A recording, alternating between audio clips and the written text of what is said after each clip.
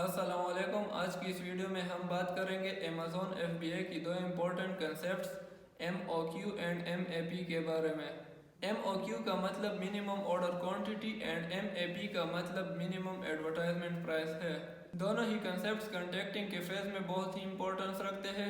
Topic को शुरू करने से पहले आपसे रिक्वेस्ट है कि अगर आप चैनल में नए हैं तो चैनल को सब्सक्राइब कर दें और वीडियो को लाइक और शेयर कर दें। अच्छा, तो सबसे पहले बात करेंगे मिनिमम ऑर्डर क्वांटिटी के बारे में। तो MOQ का मतलब है कि एक ब्रांड से आप अपने डिजायर्ड प्रोडक्ट के कम से कम कितने यूनिट्स ले सकते हैं, या एक ब्रांड से आपने कम से कम कितनी परचेजिंग करनी है। हर एक ब्रांड की अपनी MOQ होती है, जो कि कुछ ब्रांड की वेबसाइट की फ्रंट पर मेंशन होती है, या मोस्टली जब हम कंटेक्टिंग करते हैं तो ब्रांड से रिक्वेस्ट करते हैं कि काइंडली आप हमें अपनी MOQ दे दें। अब MOQ दो तरह की होती है, एक है प्राइस बेस्ड MOQ और दूसरी stock based MOQ। Price based MOQ कैसी होती है तो वो यहाँ पर मैं आपको एक एग्जांपल से शो कर देता हूँ। ये एक ब्रांड है जिसका नाम है बॉक्सर गिफ्ट। इसकी MOQ है ओवर $500। तो प्राइस बेस्ड MOQ का मतलब है कि इस ब्रांड से आपने कम से कम $500 की परचेसिंग करनी है। आप चाहे एक प्रोडक्ट परचेज करें, दो परचेज करें, लेकिन इस केस में आपकी मिनिमम इन्वेस्टमेंट $500 से ज़्यादा होनी चाहिए। दूसरा है स्टॉक बेस्ड MOQ। तो स्टॉक बेस्ड MOQ का क्या मतलब है? स्टॉक बेस्ड MOQ में एक ब्रांड आपको मेंशन कर देता है कि आपने ब्रांड से कम कितने यूनिट्स परचेज करने हैं। वो चाहे सिंगल प्रोडक्ट के हो या दो प्रोडक्ट हो, तीन प्रोडक्ट हो। अगर आप दो प्रोडक्ट लेना चाहते हैं या तीन प्रोडक्ट लेना चाहते हैं, लेकिन कम से कम आपने ब्रांड की MOQ के मुताबिक उतने ही यूनिट्स लेने हैं।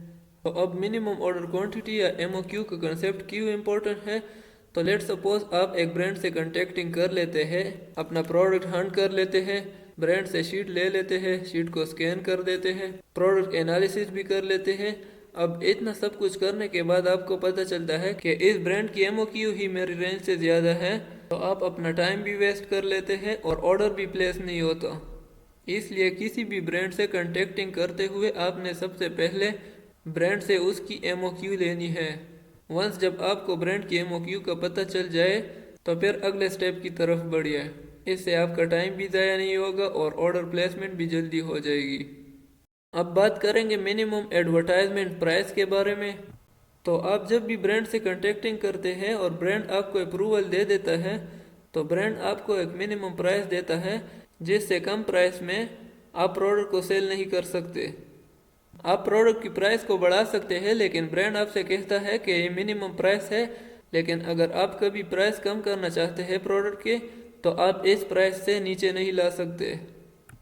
अब लेट सपोज आप एक नए सेलर हैं, आपके पास दो चीज़ें हैं बाय बॉक्स हासिल करने के लिए, एक प्राइस, एक स्टॉक। एज्यूम करें कि स्टॉक आपके पास कम है और आप बाय बॉक्स हासिल करना चाहते हैं, और बाय बॉक्स हासिल करने के लिए आप प्राइस को कम करना चाहते हैं। तो आप प्राइस को उतना ही कम कर सकते हैं जितना ब्रांड ने आपको उसका मिनिमम एडवर्टाइजमेंट प्राइस बताया हुआ है। एक प्रोडक्ट आपको शो कर देता हूँ। इस प्रोडक्ट को अगर आप देखें तो इसका प्राइस ग्राफ बिल्कुल ही कांस्टेंट आ रहा है।